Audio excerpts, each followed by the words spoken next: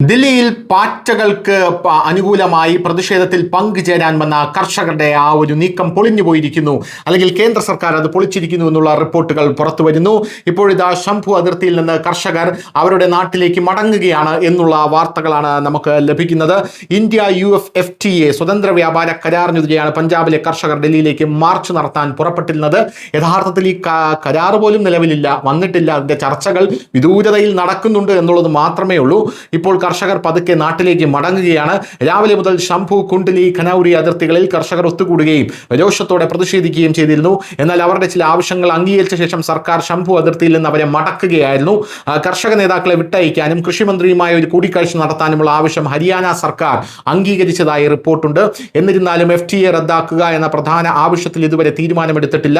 ഇത് രണ്ട് ആവശ്യങ്ങളും അംഗീകരിച്ച ശേഷം കർഷകർ ശംഭു അതിർത്തിയിൽ നിന്ന് മടങ്ങാൻ തീരുമാനിച്ചിരിക്കുകയാണ്. ഡൽഹിയിൽ നടക്കാനിരുന്ന കിസാൻ പഞ്ചായത്തുമായി ബന്ധപ്പെട്ട് തിങ്കളാഴ്ച ഭാരതീയ കിസാൻ യൂണിയൻ മേധാവി ഗുർനാം സിംഗ് ചാദൂനിയെ ഹരിയാന പോലീസ് കസ്റ്റഡിയിലെടുത്തു.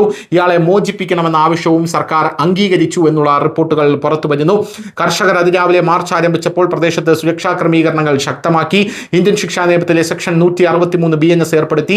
റോഡുകളിൽ ബാരിക്കേഡുകൾ സ്ഥാപിക്കുകയും വാഹന ഗതാഗതം പൂർണ്ണമായി നിർത്തുകയും ചെയ്തു. അമൃത്സറിൽ നിന്നും ഗുരുദാസ്പൂരിൽ നിന്നുമുള്ള കർഷകരുടെ വാഹനവ്യൂഹം ശംഭു അതിർത്തി വഴി ഡൽഹിയിലേക്ക് നീങ്ങാൻ തയ്യാറെടുക്കുകയായിരുന്നു. എന്നാൽ ഇപ്പോൾ ശംഭു അതിർത്തിക്ക് അപ്പുറത്തേക്ക് നീങ്ങാൻ പദ്ധതിയില്ലെന്ന് കർഷകർ വ്യക്തമാക്കി. ഹരിയാന മന്ത്രി ശ്യാം സിംഗ് റാണ കർഷകർക്ക് ഒരു നിർദ്ദേശം പുറപ്പെടുവിച്ചു. അത് ചർച്ച ചെയ്ത ശേഷം മാത്രമേ കൂടുതൽ തീരുമാനമെടുക്കുകയുള്ളൂ എന്നും മനസ്സിലാക്കാൻ സാധിച്ചു. ഇന്ത്യയും US തമ്മിലുള്ള നിർദ്ദിഷ്ട FTA കരാർ ഉടൻ റദ്ദാക്കണമെന്നാണ് കർഷകരുടെ ഏറ്റവും വലിയ ആവശ്യം. രാവിലെയോടെ ശംഭു അതിർത്തി പൂർണ്ണമായും ഒരു ക്യാമ്പായി മാറി. അവിടെ കനത്ത പോലീസ് സന്നാഹത്തെ വിന്യസിച്ചു എന്ന് റിപ്പോർട്ട് പറയുന്നു. കേന്ദ്രമന്ത്രി കിരൺ റിജിജു ഇതിനെക്കുറിച്ച് എന്താണ് പറഞ്ഞത്?